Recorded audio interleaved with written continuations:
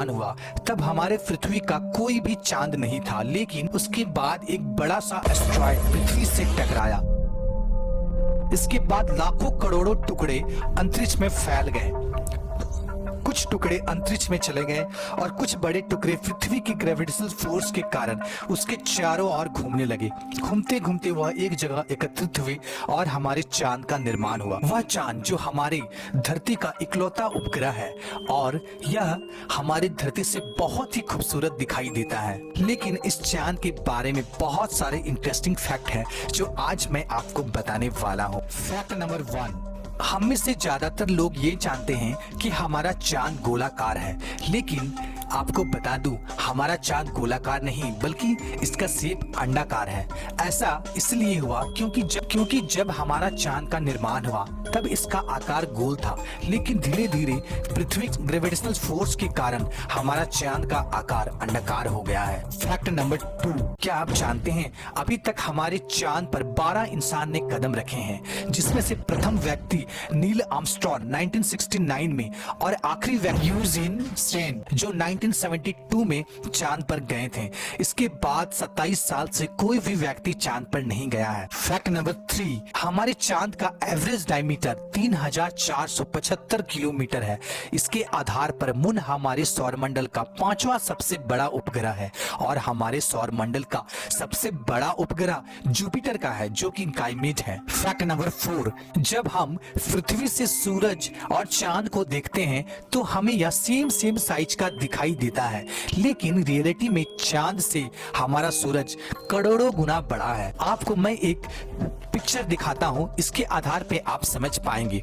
ये हमारा सूर्य है, ये हमारा पृथ्वी है और ये हमारा चांद है। मीन्स आप समझ सकते हैं कि हमारा सूर्य कितना ज्यादा बड़ा है। फैक्ट नंबर 5, चांदनी रात में मून जितना ज्यादा प्रकाश रिफ्लेक्ट करता है हमारे पृथ्वी की ओर, अगर हम उस मून के एक मून की जगह 3 लाख मून को रख दें तो हमारा पृथ्वी दिन को 12 बजे जितना लाइट मिलता है उतना ही लाइट रात को हमें मिलेगा 3 लाख मून से, है ना? गजब का फैक्ट। फैक्ट नंबर 6, क्या आप जानते हैं मून हमसे हर साल 1.5 इंच हमसे दूर जा रहा है। जब हमारे चांद का निर्माण हुआ था तब ये हमारे पृथ्वी से महज 22,000 किलोमीटर दूर था, बट अब ये हमसे 3,84,400 किलोमीटर दूर जा चुका है और 600 मिलियन ईयर बाद हमारा चांद हमसे इतना दूर चला जाएगा कि हम पृथ्वी से चांद को केवल सितारे की तरह ही देख पाएंगे। फैक्ट नंबर 7, आपने कई बार बीच किनारे गए होंगे और इवनिंग में इस बीच का मजा लिए होंगे, तब आपने एक बात नोटिस किया होगा, तब बीच का लहर बहुत ही शांत रहता है जो बहुत ही सुहाना दिखाई देता है। लेकिन अगर इसी बीच पे आप रात 9 बजे से 10 बजे के बीच जाएं तो आप देखेंगे इस बीच में काफी हाई टाइड रहती है। मीन्स बहुत ही ऊंचे लहरें उठते हैं। इसका कारण होता है ज्वार भाटा।